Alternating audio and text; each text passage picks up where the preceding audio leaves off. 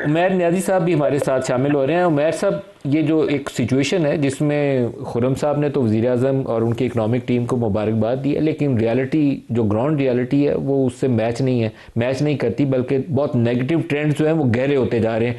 Tax rate collection fall की है, GDP growth बहुत पॉजिटिव नहीं है।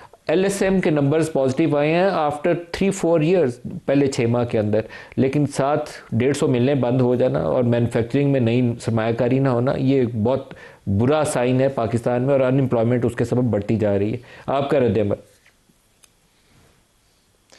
देखिए, आईएमएफ के प्रोग्राम जब भी आप साइन करें तो फिस्कल टाइटनिंग होती है। फिस्कल टाइटनिंग से आप कहें कि जी इकोनॉमिक स्टेबिलिटी आ गई है, तो मैं समझूंगा वो नहीं है। आप इकोनॉमिक स्टेबिलिटी तब समझेंगे जब आपको ऑन ग्राउंड भी कुछ चीज़ नज़र आए। देखें, एक छोटी सी एग्जांपल है, मतलब स्टूडेंट जाते हैं मुल्क से बाहर, किसी ने आज $2000 लेना हो मार्केट में, $2000 वो परचेज़ नहीं कर सकता, मार्केट में इतनी अवेलेबिलिटी नहीं है।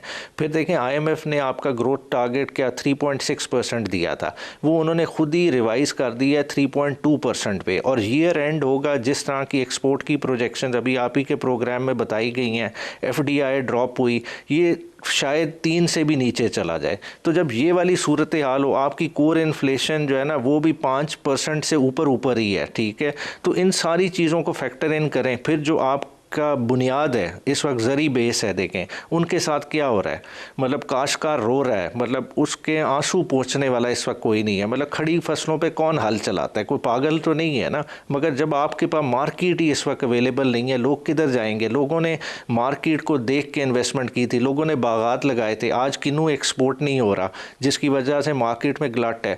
मतलब देखें, जो पिछले सीज़न में 3500 रुपये मन किन्नू बिक रहा था, आज 800 रुपये पे लेने को कोई तैयार नहीं है। लोगों का फसल खड़ी हुई है, लोग सोच रहे हैं मैं करूं क्या।